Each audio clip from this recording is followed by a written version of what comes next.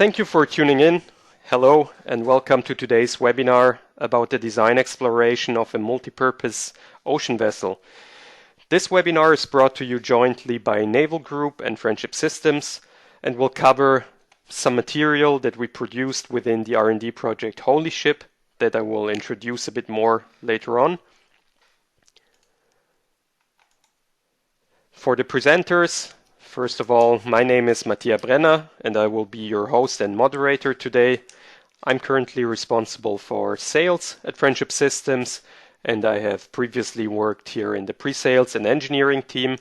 I've been with the company for about 13 years and I'm a naval architect originally. On Naval Group's side, we have Romain Lenena with us today. He's also a master in naval architecture and offshore engineering. He initially worked 6 years as a naval architect and project engineer at D2M Engineering, and since 2017 he's been an R&D project manager at Naval Group Research. Also, I'm joined by my colleague Heinrich von Sado. He's a support engineer here at Friendship Systems. He also wrote his master thesis with us a few years back and has been with the company for almost 4 years.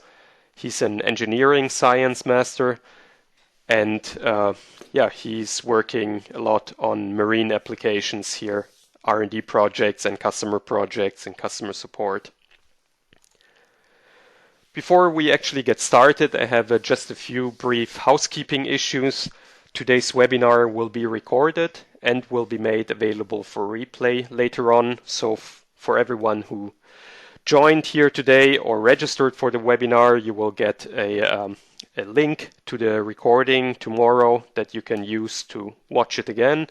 And we will also share this recording in on our website and YouTube channel later on. If you have any questions, feel free to submit them directly in the corresponding panel in the webinar interface, and we'll try to address all the questions during the Q&A that we want to do at the end. Of course, if we have many questions and we run out of time, then we will follow up with the remaining questions, but we'll try to get to as many as possible. So just a few introductory words about our company here, Friendship Systems. I guess several of you are familiar with us already, but some aren't. So let me give you a little bit of information. We here at Friendship Systems are specialized on solving problems related to simulation-driven design processes, and we have a lot of years of experience specifically in the fields of geometry parametrization, for example, for ship hulls or appendages or propellers, and optimization of these geometries in connection with simulation tools. We originally started in the marine industry and then afterwards also spread into other applications. And we're located in Potsdam in Germany, where you can find this nice palace, but unfortunately our office is not in there. Mainly we sell and support a software product that is called CAESES. And CAESES is a CAE platform that consists mainly of 3 components. The first one is a specialized CAD tool that is focused on creating smart parametric geometry models that are simulation ready, so they can be used directly with a connected simulation tool, and that are very robust with regard to variation of the parameters of the model, with the goal of running parameter studies, optimization. And to do that, we need the second component, which is called automation here, which is basically an open interface where you can connect cases to any external calculation, computation, simulation tool, and provide input to these tools and read results back in to be used in the final component, which is the optimization environment, where you have all the algorithms that you need to run parameter studies and optimizations, as well as post-processing capabilities to sort through the data that is being generated and finally make some design decisions. So this is in a nutshell our tool CAESES. And here you also have a view of how the tool looks. You will see more in Heinrich's live demo later on. So I will continue now with, as promised, giving you some information about the HOLISHIP project. The HOLISHIP project stands for Holistic Optimization of Ship Design and Operation for Life Cycle. It was a fairly large European R&D project with 40 partners from industry and academia, which was funded within the European Union's Horizon 2020 Transport Research Program. And the aim of this project was to develop the next generation ship design system or systems for the European maritime industry. The motivation here is based on the design process of a ship, and I think many of you following here today are familiar with this design spiral model, where you have all the different disciplines that come into play in the ship design being worked on one after the other in an iterative way, and you try step by step to add information to your model, refine it, check these other considerations again, and go through it cycle by cycle until you have converged to a design.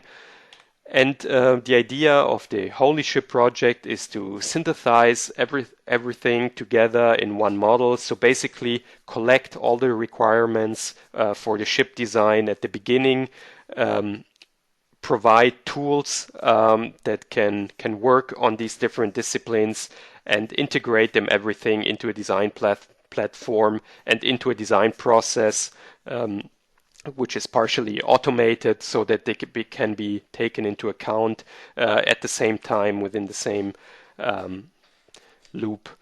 And yeah, basically with the idea to come to a result quicker and while taking many things into account. Briefly, the project setup, without going into too much detail, we had a couple of different clusters. Cluster 1 was dealing with the development of individual tools for the different disciplines in the ship design. And then cluster 2, which we were mostly involved, work package 7, as you can see here, was dealing with integrating all these different tools into a software design platform. And finally, cluster 3 was concerned with application cases that were done or carried out to work with these developed tools and processes. And the example, that case study example that we will see here today, is one of these application cases. So much for me as an introduction. I would like now to switch over to Romain from Naval Group, who will talk a bit more about said application case. Okay, thank you very much, Mattia, and welcome everybody to this webinar. Then today I will give you just a few words about Naval Group. Then we'll discuss about one of the application case of HOLISHIP, which is the work package 12 concerning the multi-purpose vessel. So I'll give you a few words about the workflow, the design workflow we've applied for this case.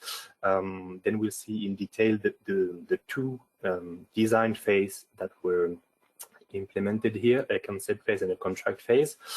Then we'll have the chance to have a live demo from Heinrich on CAESES, and we will have the opportunity then to discuss the results and the conclusion about this demonstration case. Just a very small word by Naval Group activities. So for those who don't know, Naval Group is a French shipyard, mainly involved in military shipbuilding. So we are building products such as surface vessels and submarines. We are involved in the whole, in all steps of our products life cycle. So from design until manufacturing, maintenance, and dismantling. So this is why we were deeply interested in participating into HOLISHIP project. The application case we are talking now, the work package 12, is not at all a military vessel. We've selected some civilian vessels, so this is not a standard ship. And in this application case, there were several valuable contributors and partners. They are not all presenting at this webinar, but they all did a valuable contribution to this work. So there were Epsilon from Malta, Friendship Systems, HSVA, IRT Systemics in France, Lodge Register, Naval Group, Sintef in Norway, Sirena, TNO, and the University of Strathclyde also in Glasgow. So here is what we're talking about today. So this is a multi-purpose vessel. The main particular you have on the right side are, just to give an overview of the baseline of the baseline design before CAESES exploration. And we've defined the operational scenarios that would have been required by the customer. So this is a vessel made on purpose for a search and rescue mission, surveillance mission, interception of a craft suspected of illicit activities. So police mission here. We have pollution fighting also, and well, supply first necessary good and rescue means to nearshore disaster. So humanitarian mission here also. So here is the global workflow we have selected for this demonstration case. In the frame of HOLISHIP, there were many tools developed, and most of them were gathered then in few software platforms. So we have been using in the concept phase and the contract phase of the vessel two main platforms in our case. So the first one is called the SAR management tool for a system architecture and requirement management tool. The idea here is really to sketch up the first options we might have for such a vessel. And then in the contract phase, we've been using CAESES, so you will have more detail about those two platforms afterwards. As I've said, the concept phase is really the very first part, a short part to sketch up a few options on system architectures, internal layout, etc. Then we divided the contract phase in 3 steps. The first one is an intermediate step in order to define a feasible first design point, a baseline, not optimized at this stage, but this first baseline will give us enough materials and a feasible design point to start building a CAESES holistic model, if I may say, in order to make a full exploration of the design with several options and various different points of design.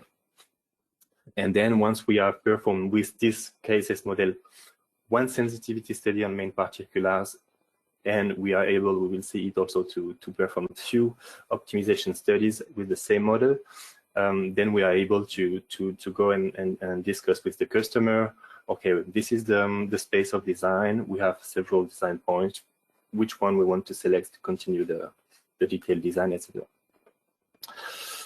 So let's start with the first design phase here, speaking about the system architecture and requirement management tool that were developed in the first cluster of HOLISHIP and mainly by Sirena.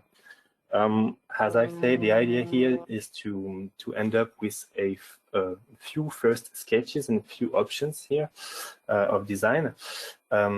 So we've implemented one tool on purpose with 5 services you can see on the left side. So scenarios and requirement management tool, system architecture diagram, one tool which is called continuous integration tool, another one which is ship concept design tool, ship builder here, and a simulation management tool. So all those are few services built in web tech that we have selected to sketch a few options, and they are all linked to a kind of project management tool, a background which is basically based on GitLab platform.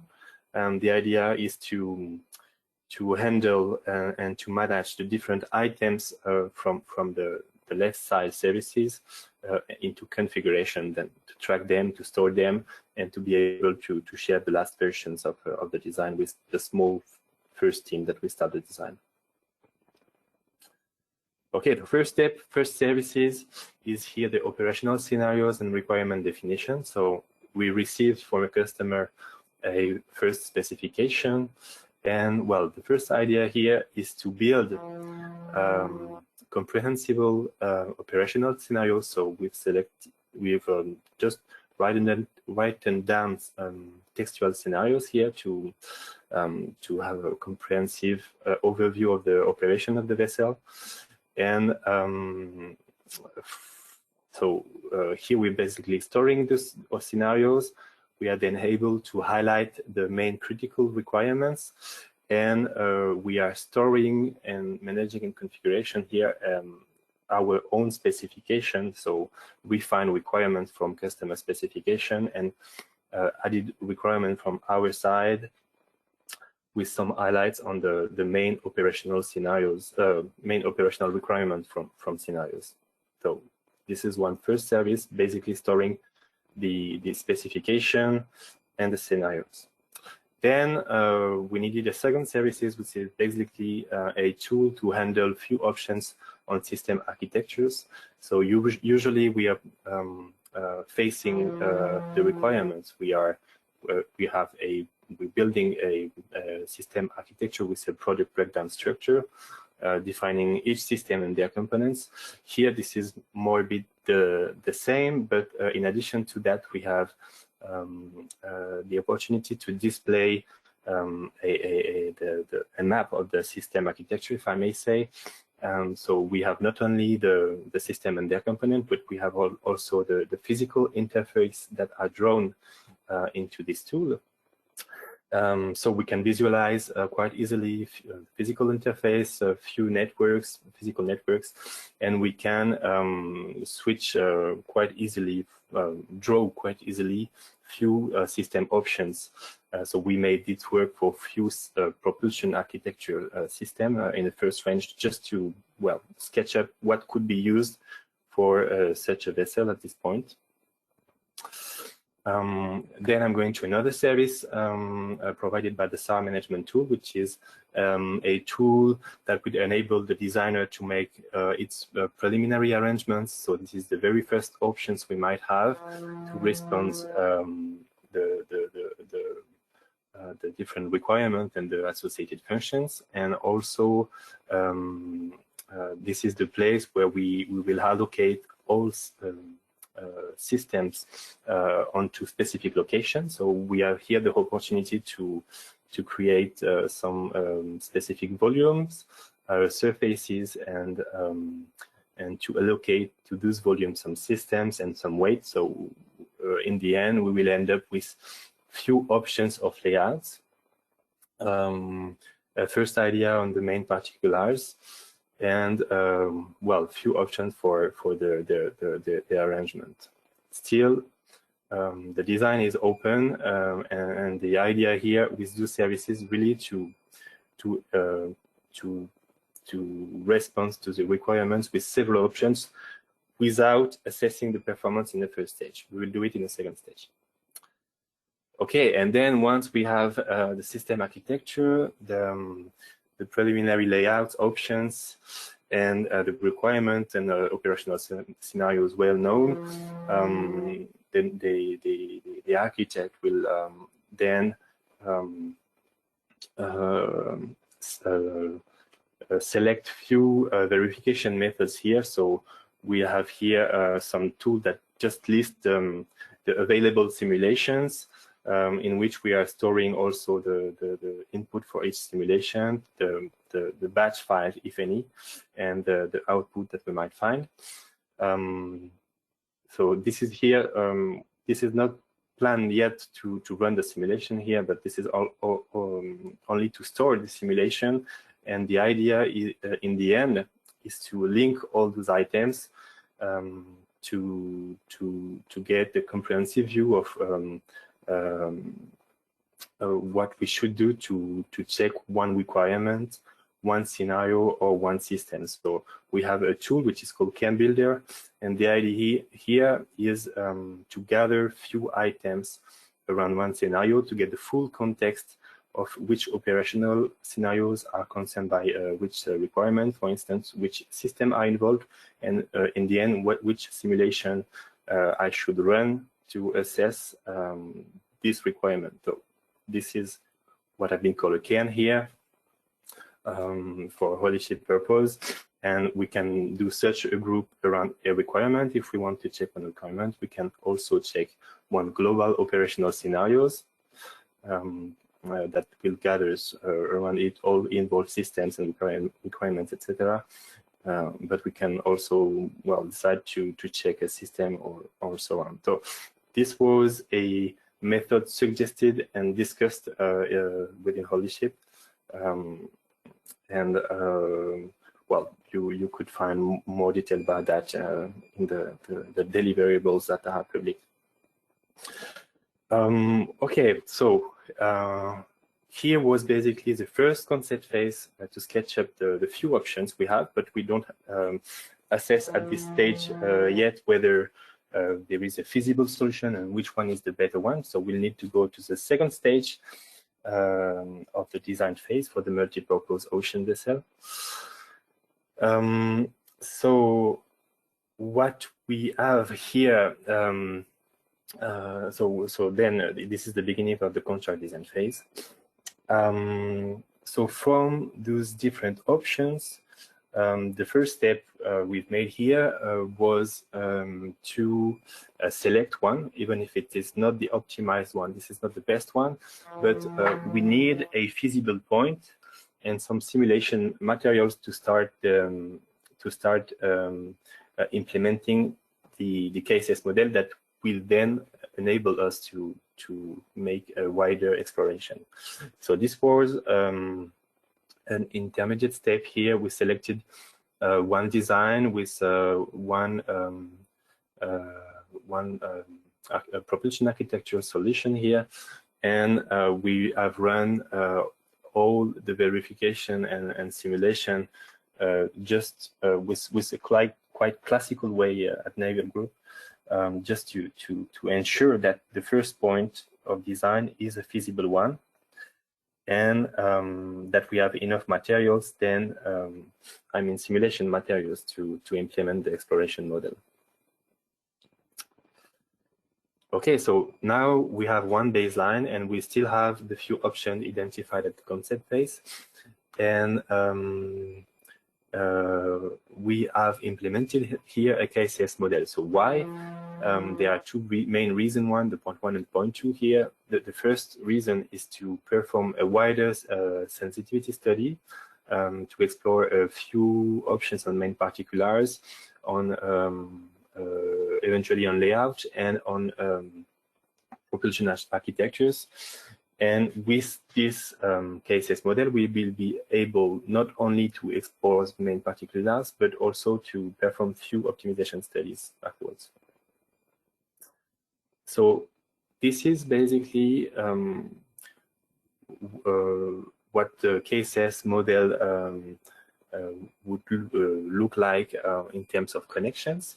So the first box on the top of the slide here is the hull design. This is basically a 3D model made on CAESES. You will have the opportunity to see this afterwards in Sanrich. So CAESES is really made on purpose to build a 3D model and to make it parameterized in a smart way. So, and from this point, from this parameterized 3D model, you can then generate variants, and you will have some automated calculation that you will have implemented. So, in the case of the multi-purpose ocean vessel, we have the following connections that are made. We are doing some stability calculation with CSAFE. We have then a weight estimation that is made directly into CAESES with a script. We have some connection with the system, the SAR management tool, basically for the baseline. We have then some life cycle cost assessment. We have some seakeeping assessment, and then we have some resistance assessments also, and propulsion performance assessment here. So we'll see a bit deeper what this looks like in practice.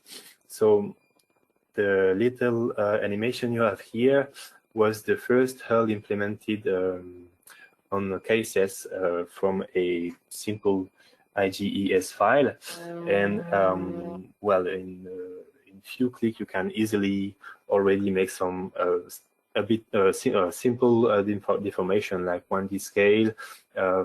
Here you have like some local deformation on the bulb, for instance. You have an implemented features on LACMB transformation. Well, LACMB is a way to adjust the position of your center of buoyancy without changing the prismatic coefficient and the displacement, for instance.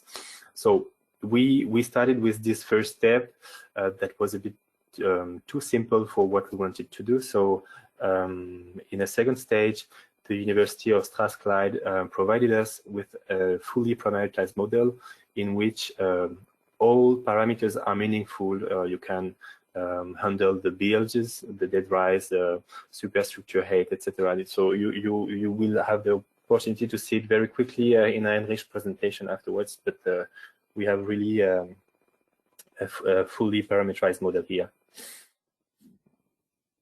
Okay, then we'll see each connection, what we're doing, what we're aiming here. The first one is simply a weight estimation based on the system configuration number. We have few preset propulsion architectures enter in the model, and then depending on the 3D shape and the displacement, you have an update of the lightweight and few dead weights of the MPOV for few loading case here. So this is basically based on empirical ratio from shipyards, and this is replacing an Excel sheet you may find into a CAESES script. So this is all integrated to CAESES, which is called here a CAESES feature. Then we have a check on hydrostatics and stability, intact stability model with the tool CSAFE from Load Register.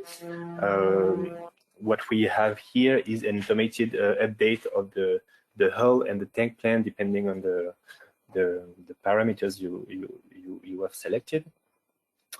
And from those inputs, you will have the intact stability results back to CAESES to check whether we fulfill the rules.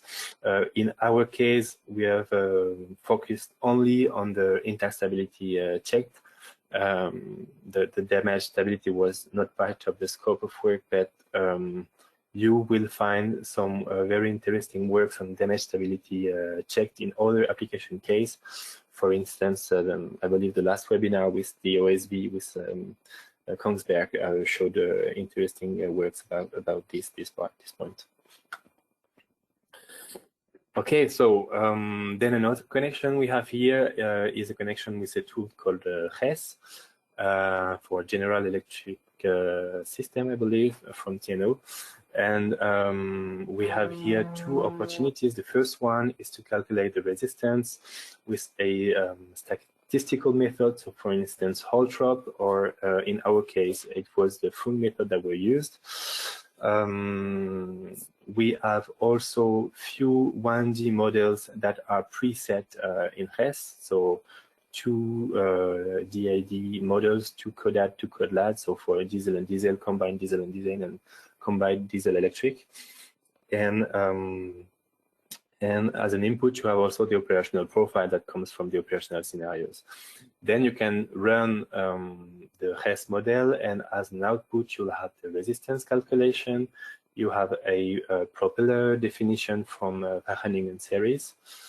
And you will check whether you can reach the maximum speed, and you will have the gas emission and the fuel consumption also for the whole operational profile. And from that, you'll have also the operational range if you compare to the fuel available in the C safe model. Okay, so in this case, we had only 6 propulsion model from the first analysis made with the SAR management tool, but we could implement also a database of engine or equipment to increase quite widely this number.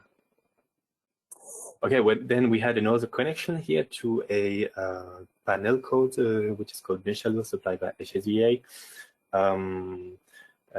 The statistical method used in HES was used for main particulars exploration, and this specific tool, you will have the opportunity to see this with Heinrich later on, was used mainly for local optimization studies. As you have here, find a mesh of the hull, and so you will see easily the influence of local modification. Okay, and another tool connected here is a tool for seakeeping analysis using 2D strip theory. This is a tool supplied by Syntef in a way, and what we have here is from the 3D model, we have the 2D strip hull that is exported to VRS, ship XVRS. In the first stage, VRS is launching an analysis to get the motion response to ARO, for instance. And then we are using VPost as a post processor here. And the idea is then to check few operational seakeeping criteria. So in our case, we had 18 criteria. For instance, vertical acceleration at the bridge, or some criteria on the launching and recovery system for helicopter or ROV. So they are all calculated in an automated way here. And in the end, we have some percentage of operability that are required for the MPOV for a certain for a certain number of headings and speed. Okay, and then one last tool which is connected in an automated way to CAESES is life cycle cost estimates. So we have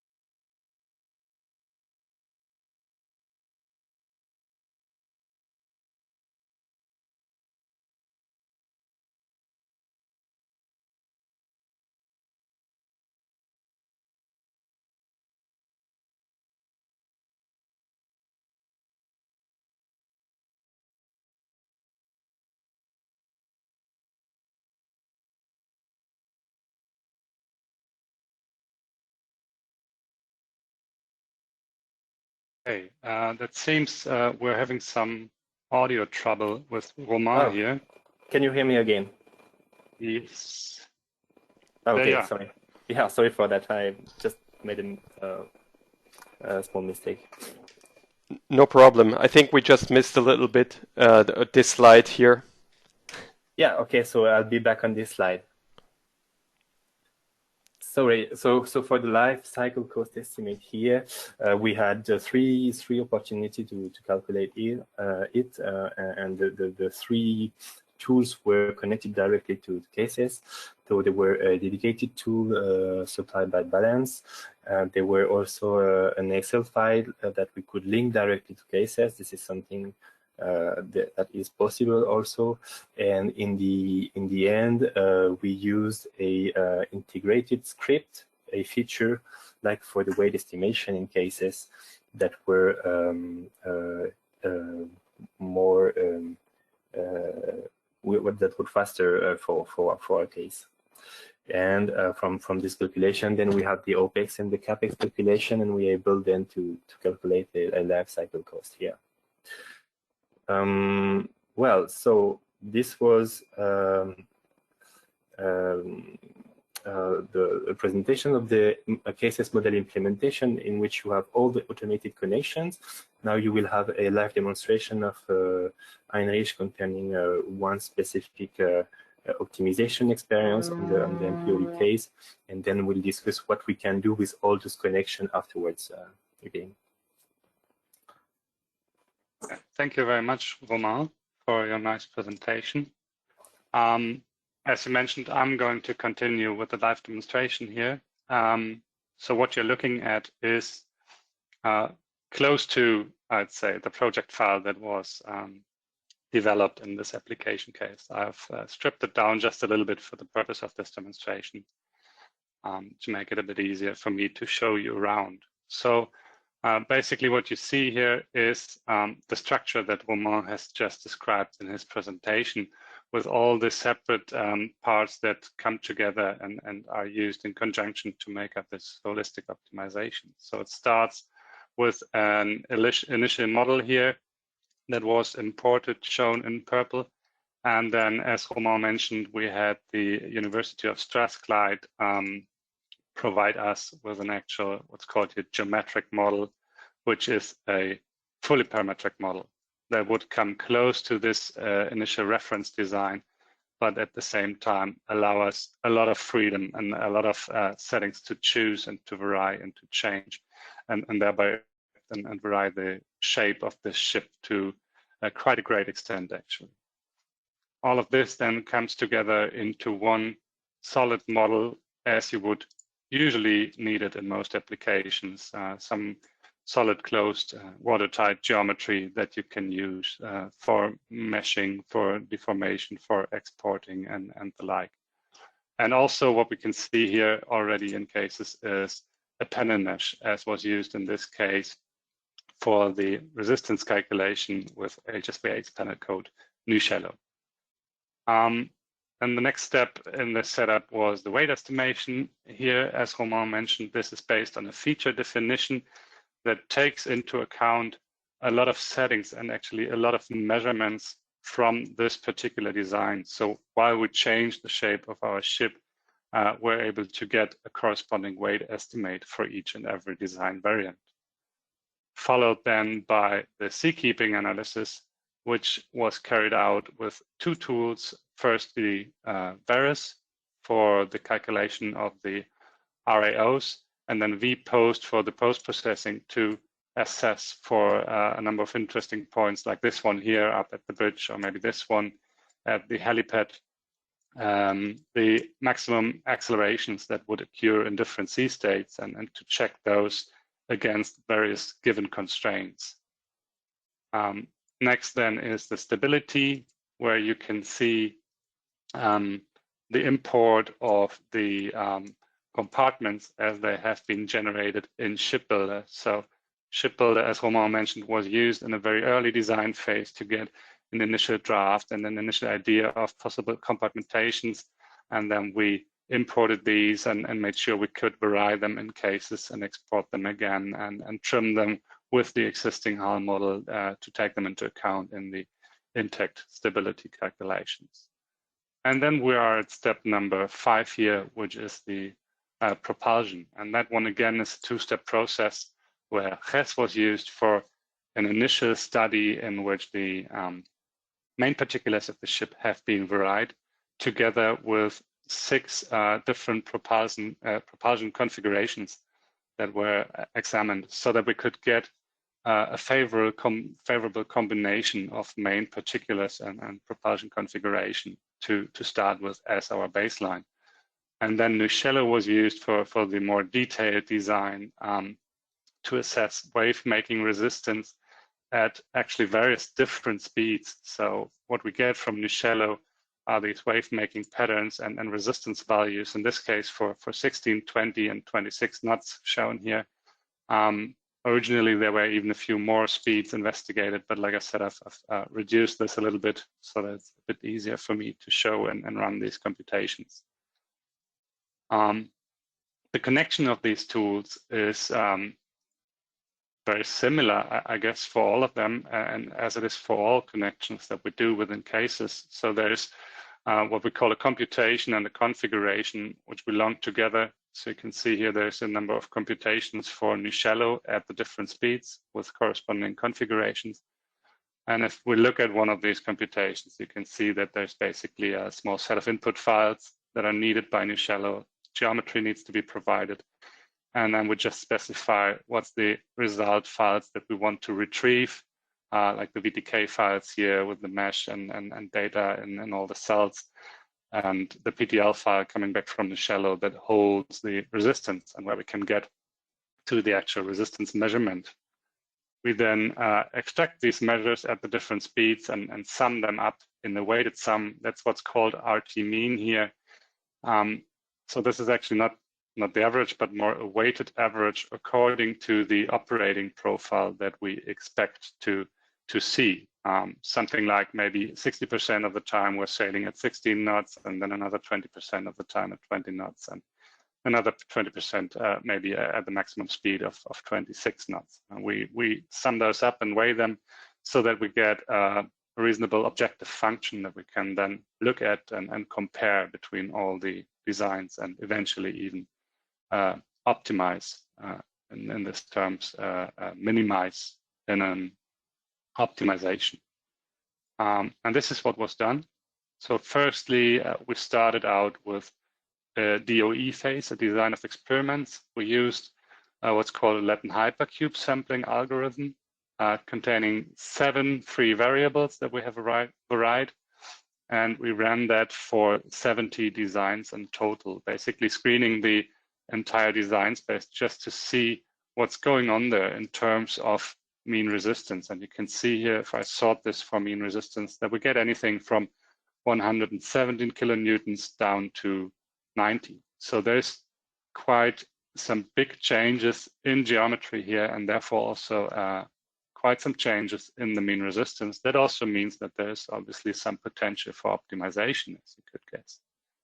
We can also look at this in the design viewer here, just to get an idea of what was going on. I've taken some screenshots, for example, of the Bartlett bow region here. If I scroll through these, you can see a few of the different variants that we have investigated. And you can also see that we get, for each shape variant, all the different wave-making patterns, and we can easily compare them to one another and see which designs are favorable, which are not.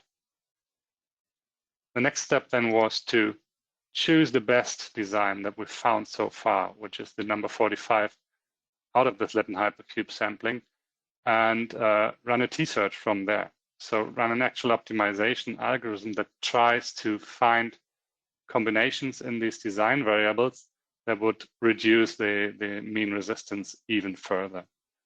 And this turned out pretty nice as well. Let me sort these by name here, and then you can see that this is where we started. Again, roughly 90 kilonewtons was the best one we found so far in the sampling. And then we see a very typical pattern here for a T-search. It just takes a couple of variants, a couple of shots to find a decent direction of descent, basically, and then it starts to converge. And in this case, converged pretty quickly down to roughly 85.8 kilonewton here, so something in the range of 5% improvement after about 10 steps. Also, again, if we look at the charts here, this is pretty typical actually for a T-search. It just takes a little bit for it to find the proper direction. Every now and then you would see those sort of plateaus where it has to readjust. In this case, this one actually went pretty smoothly, basically right down to the bottom. And then we kept it running for quite a large number of additional designs, only to find out that there is basically very little room for further improvement in this case.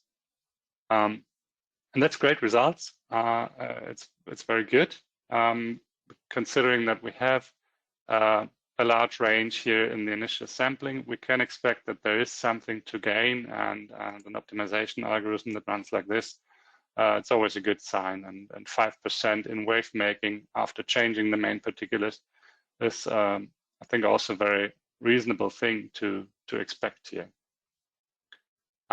What I think is one of the shortcomings of this procedure is that we use so little of the data and so little of all the knowledge that we have gathered.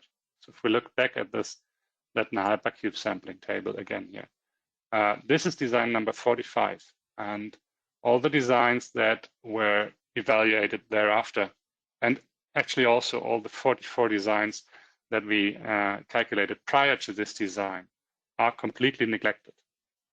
And this is just basically a lucky shot. Could have been the first design. It could also have been the last design, or non-existent in this pool at all. So all we are hoping for in this case is for the sampling to show us a favorable region of our design space. And that's perfectly valid. I mean, it's important to look at this and to see whether there is maybe multiple designs that look very different in shape, but are similarly promising. And that's a sign that you have a global optimization problem actually at hand, which you would need to address with a global optimization algorithm, or maybe a multi-star T-search where you run multiple T-searches to converge into these local optima to see which one is actually the global one. But we are completely neglecting all the data that we have gathered, and we are making no use of all these numbers that we have computed by any means. And the way to do this actually is to use surrogate model, also known as response surface models. We've talked about these also in the earlier webinars with Kongsberg and Allomatic, and we've used them to a great extent in HOLISHIP and with great success, but we've used them mostly in a way where we would want to wrap all of these design results together with a model so that we could distribute it amongst different parties, amongst different partners of the project, so that everyone would have the chance to look at different variants and get a very highly accurate guess on certain performance characteristics. But what we can also use these models for is as an actual driver for the optimization procedure itself. And that's what we do with this optimization engine here, which some of you might be familiar with, which is called response surface optimization. So the idea here is to either use an existing result pool that you already have, or if you don't have any, to do some initial sampling and collect some information of your design space, and then build up a surrogate model that would approximate your design space. And we can then run an optimization on that model with emulated designs that are evaluated only on that model.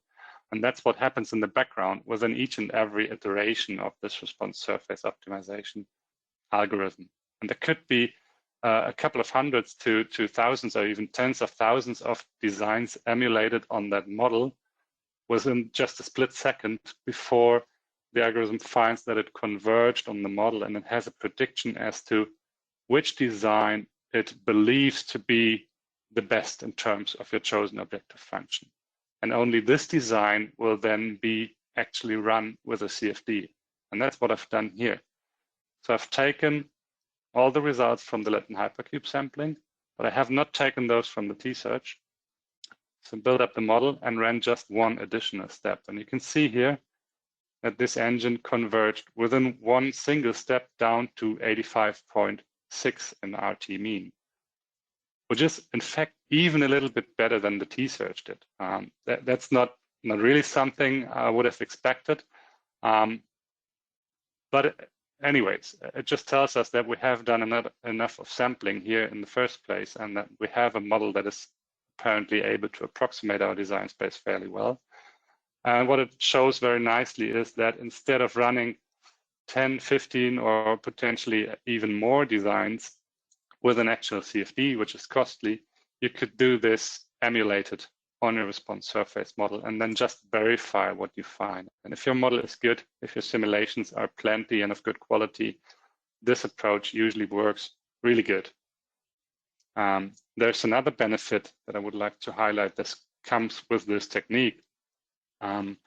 Say we look at the resistance at a different speed. So in addition to just looking at the mean and maximum resistance, we could also look at the resistance at the lowest speed that I've looked at here, which is 16 knots. And this one was 43 at the lowest within the T-Surge. And before that, when we did the Latin hypercube sampling, not yet in there actually. So let's look for RT16. Bring that into the table. Before that, we were even higher at 46 kilonewton in terms of resistance at lowest speed. And say someone comes along at this point in the design process and tells you that your operating profile has changed. Maybe that there is now more emphasis on reducing resistance at low speeds because you expect to actually sail at these low speeds much more often than you want to save on fuel. Then all of a sudden, the weight in this objective function might shift, and you might want to know, well, how should a ship look like if it was optimized for lower speed? You can just do that because all the data is already there. So there's just one additional CFD here that you need to carry out in order to verify what you have found. And I've done this in this final tab here that I wanted to show to you. And I found, again, that within just one iteration, I was able to find a design that gives 42.2 kilonewton compared to 43. So that's another 1% of resistance reduction that you just don't want to miss if it is in the data that you've gathered. If it is in the results that you already have, that is something that you really want to make use of and that you can easily make use of with these kinds of techniques. And with that, I would like to switch back to the model over here, where you can see that there's basically one last step missing. Romain has already touched on the lifecycle cost analysis, and I think this is where everything comes back together and where we then would use all of the different disciplines that we have looked into and all of the data that we have gathered to come up with a holistic that takes into account all of this. Thank you very much.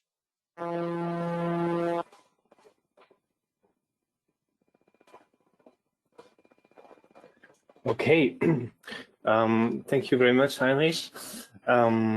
So we have seen the different connections that were available on CAESES and the fully parameterized model. And we had a nice illustration with Heinrich of one software connection and few methods that may be used for local optimization. But well, before local optimization, what we have done into the multi-purpose ocean vessel design workflow was a first exploration on main particulars using the full range of connection we've been implementing here. So if I may say, what I'll show now to conclude is one step before the local optimization is really to find out a new design point and to explore a certain range of solution or design solutions here. So what we've been doing with the whole connection, we've been performing an exploration on the main particulars. So for instance, we've selected 4 main variant here. So on the main particulars here, so basically the beam, the length, the depth, and we have also a variable on the propulsion configuration number. So from 1 to 6, the two first one are diesel and diesel. The 3 and the 4 are combined diesel, so 4 diesel altogether. And the two last one are diesel and electric combined. In this exploration phase, we have implemented few constraints that the design shall respect in order to be kind of feasible, if I may say. So the constraints are related to the operational scenarios and fuel requirements. So we should have a maximum speed of 26 knots here. All intact stability criteria are satisfied. The seakeeping criteria regarding the percentage of operability should be fulfilled for sea state 4 and 5. For few engine configuration, we should be able to integrate the propulsion system. So we should have a certain breadth of the vessel. We had also a constraint on the maximum propeller diameter, which is calculated in HES. And we'll have also a trim check here for each loading conditions. And still we have the opportunity to adapt the trim with the LAC&B. And we have also a constraint on the autonomy. And we aimed two objectives here. The first one is life cycle costs. And the second one is an environmental KPI, which is the EEDI calculated with HES also. So here is one example chart of the main exploration. On the left side, you have three variables, so the length, the breadth, and the propulsion configuration here from 1 to 6. The two first columns here are two of the objectives, so the OPEX and the EEDI, which is the environmental KPI. And you have two examples of constraint on the right side for autonomy and the maximum speed. And for each chart, you have all design drawn here. So the 120 design drawn, the red point are design that does not fulfill one of the constraints. And the blue points here and the green and the blue points here are feasible design, and the blue one are the one on Pareto front, if I may say.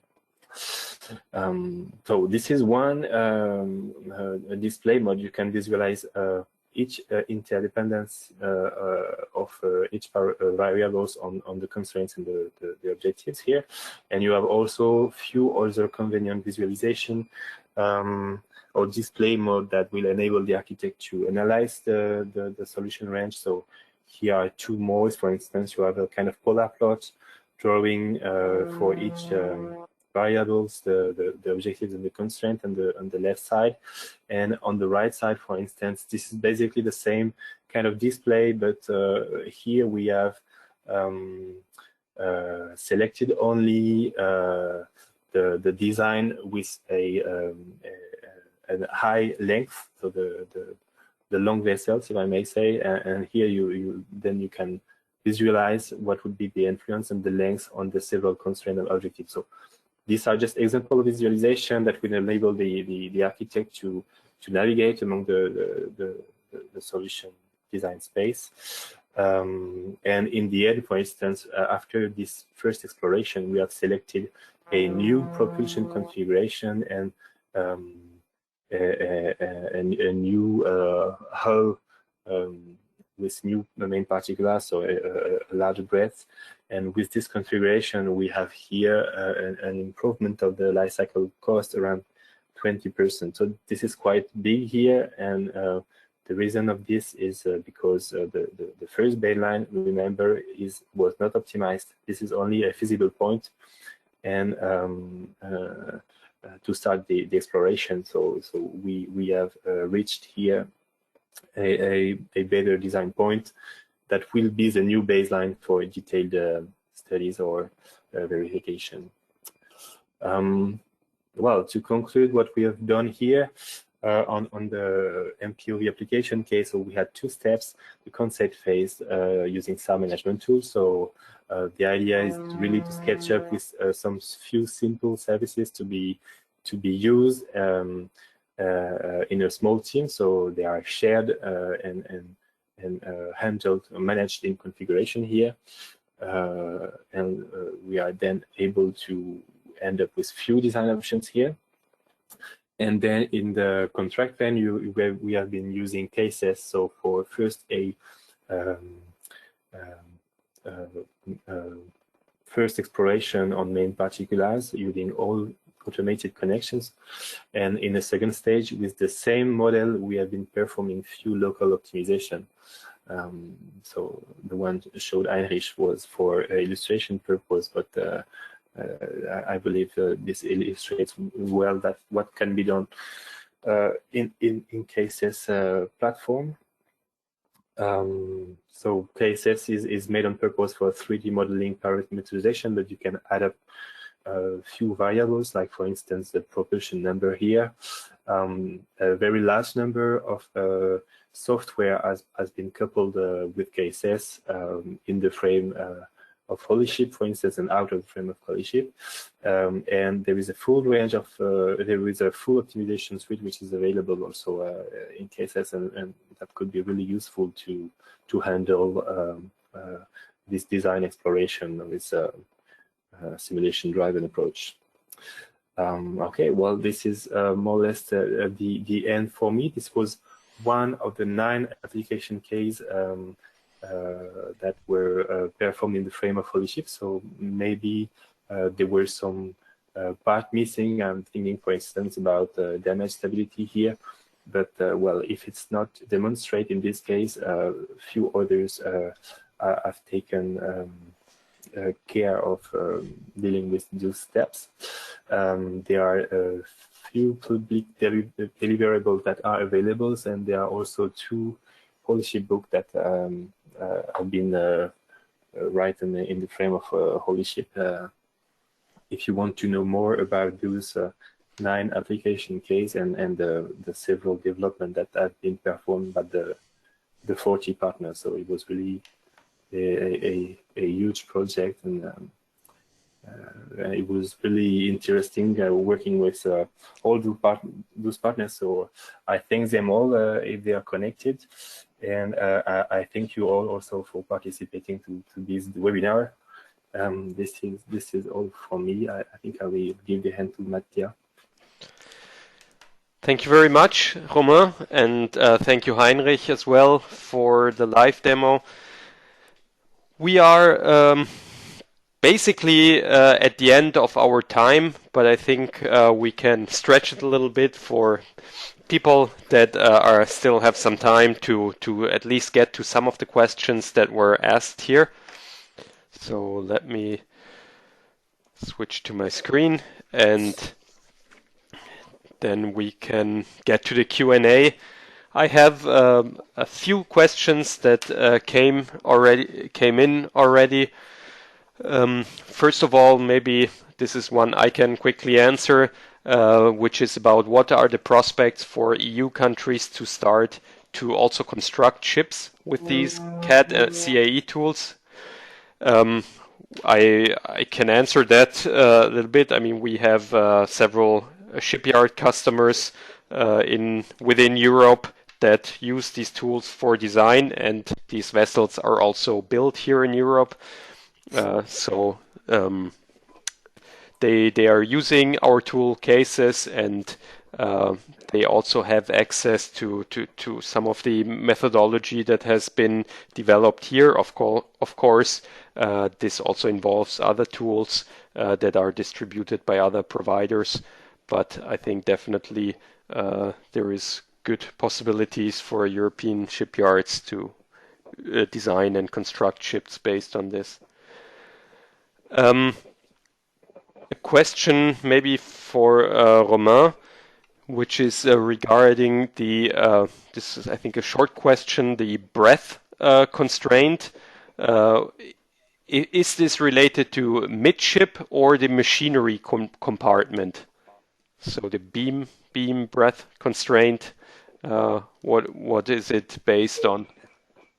Yeah, well, this is as the sixth configuration output set. We know what is the minimum breadth we need to integrate such configuration. That this is something that has been studied in the first part of the enhanced baseline after concept phase. So this was mainly due to propulsion integration machinery. Okay, great. There is a question here regarding, or for Heinrich. Heinrich, are you able to select different types of surrogate models for when you create your surrogate or response surface model? Yeah. Yes, I am. Because I am using a custom template in this case. So if the person who's asking this is particularly interested into exploring various different types of models in these types of optimization, feel free to get in touch. For all the others that have or plan on licensing the advanced optimization package, we will probably add some of these functionalities also in one of the soon to come releases. Basically, I'm able to choose between 5 different types of models at this point in time, which is Kriging, the Gaussian process, artificial neural networks, radial basis functions, and polynomial approximations of the second and third degree. Okay, great. Romain, a question for you here. According to your assessment, would it have been possible to find similar improvements using a traditional design process, or was it important for the results in the end to have a true synthesis model?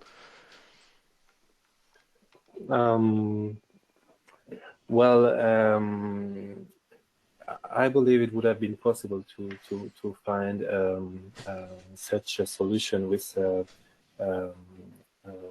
traditional iteration process, but it would took time to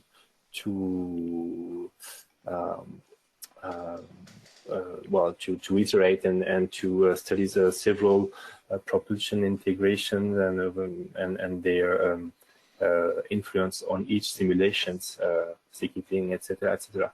So in that case, it took some time to create such a holistic model for exploration.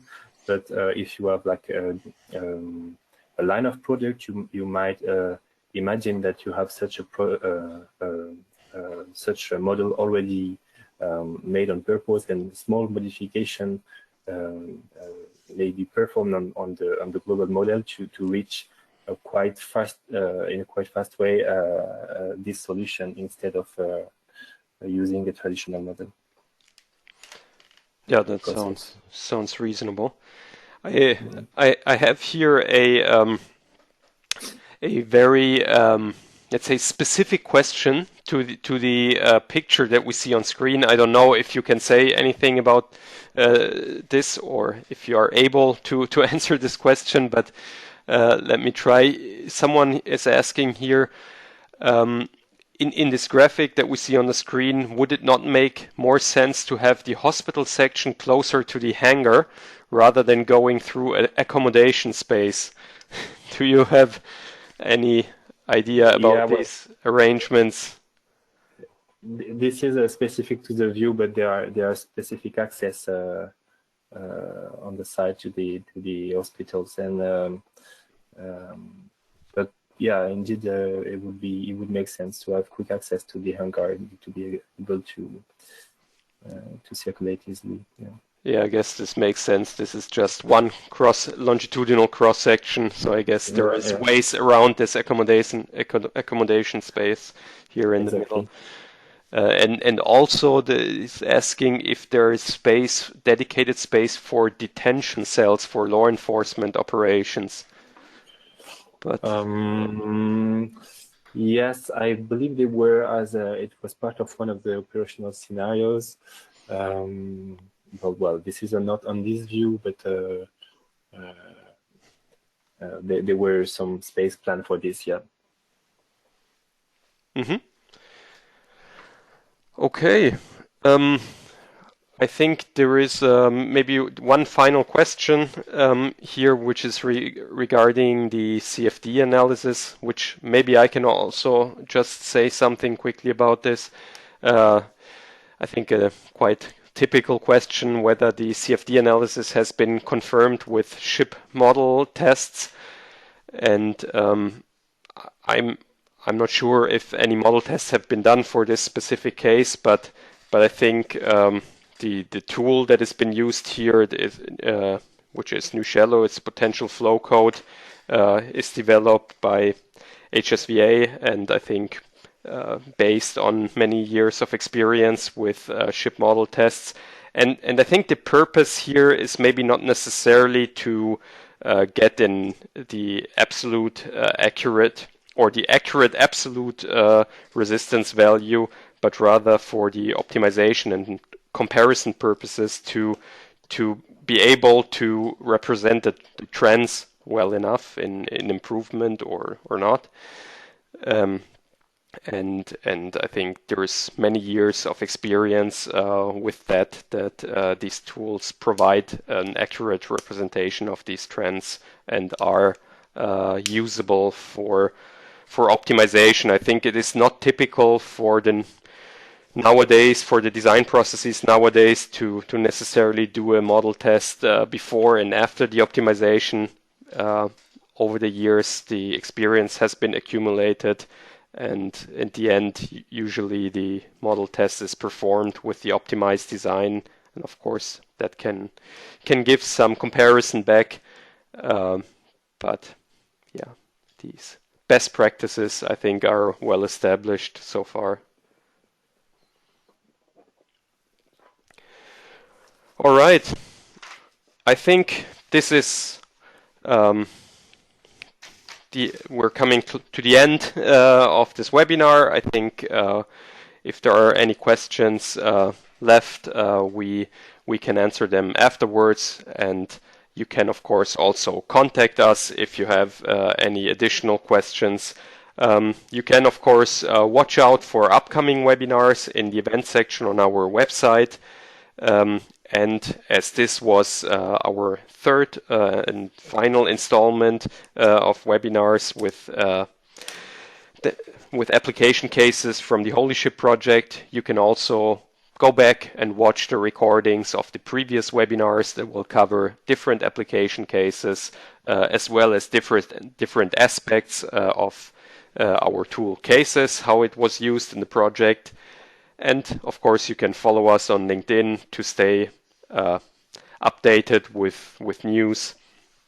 And yeah, that's all the time we have for today. Thank you very much for attending this webinar. Thank you to my fellow presenters here for their presentations. Stay safe, stay healthy, and I hope to see or hear you soon. Goodbye. Thank you very much. Thank Goodbye. you, bye.